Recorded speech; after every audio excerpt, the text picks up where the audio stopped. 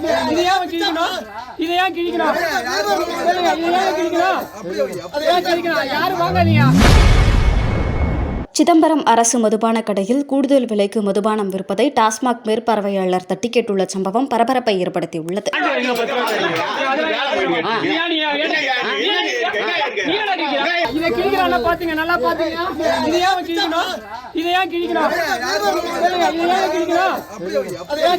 யாரு வாங்காதீங்க, இதையா கிழிக்கணும் சார். இதை கிழிச்சு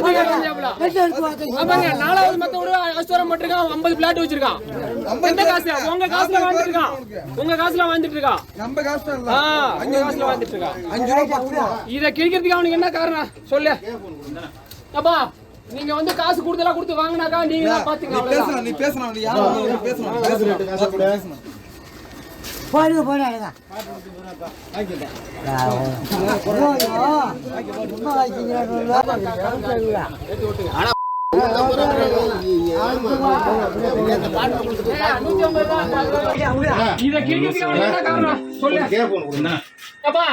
நீங்க வந்து காசு கூடுதலா கொடுத்து வாங்கினாக்கா நீங்க தான் பாத்தீங்க. அவ்வளவுதான். நீ பேசணும்.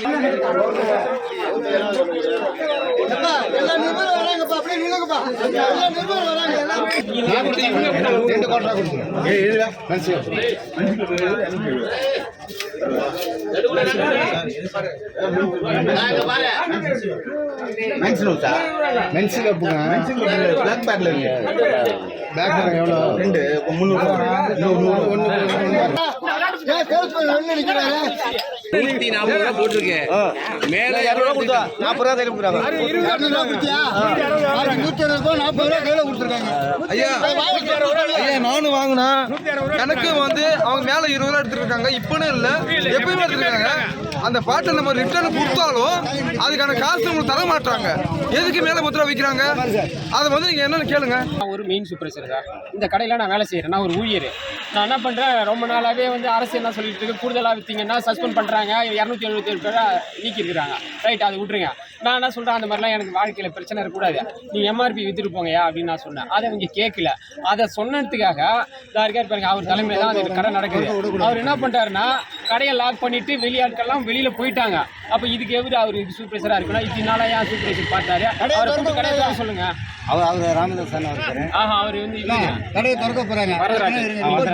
நீங்க போய் அவர்கிட்ட கேளுங்க, அந்த பேட்டி கேளுங்க. ஏன் எதுக்காக கடை அதுதான் அவர் தான் கேட்கணும்.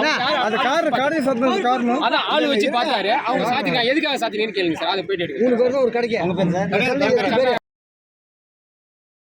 செய்திகளை உள்ளது உள்ளபடி தெரிந்து கொள்ள ரெஃப்ளெக்ட் நியூஸை சப்ஸ்கிரைப் பண்ணுங்க.